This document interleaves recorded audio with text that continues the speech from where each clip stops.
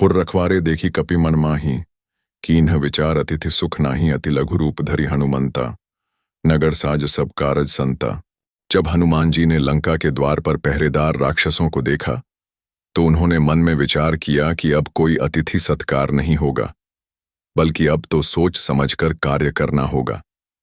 तब उन्होंने तुरंत ही अत्यंत छोटा सूक्ष्म रूप धारण किया और गुप्त रूप से नगर में प्रवेश करके अपने कार्यों को आरंभ किया। हनुमान जी का लंका में प्रवेश करते हैं और लंकिनी से भेंट होती है। उसका प्रसंग कल की वीडियो बताता हूँ। अभी इस प्रसंग में सीख और वैज्ञानिक दृष्टिकोण पर विचार करते हैं। यह हमें सिखाती है कार्य की सफलता के लिए बुद्धिमत्ता और रणनीति आवश्यक होती है। केवल शक्ति नहीं, समय पर लिया गया सही निर्णय भी विजय दिलाता है। संकट की स्थिति में स्वयं को परिस्थिति के अनुसार ढालना ही सच्चा विवेक है।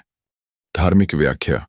धार्मिक के दृष्टिकोण से यह प्रसंग ऊर्जा और आत्मविश्वास की शक्ति को दर्शाता है। हनुमान जी का आत्मविश्वास और उनकी स्पष्ट दृष्टि श्री राम के प्रति निष्ठा एक सकारात्मक ऊर्जा उत्पन्न करती है, जो लंकिनी जैसे विरोधी तत्वों को प्रभावित करती है।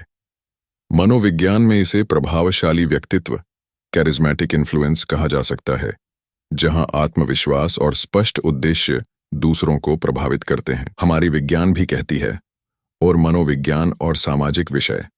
मैं इन बातों का जिक्र है तो पॉइंट को ध्यान से सुनो।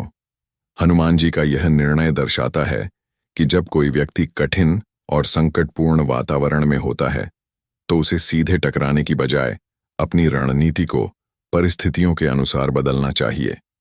बल प्रदर्शन के स्थान पर बुद्धिमत्ता और सूझबूझ से काम लेना अधिक प्रभावशाली होता है।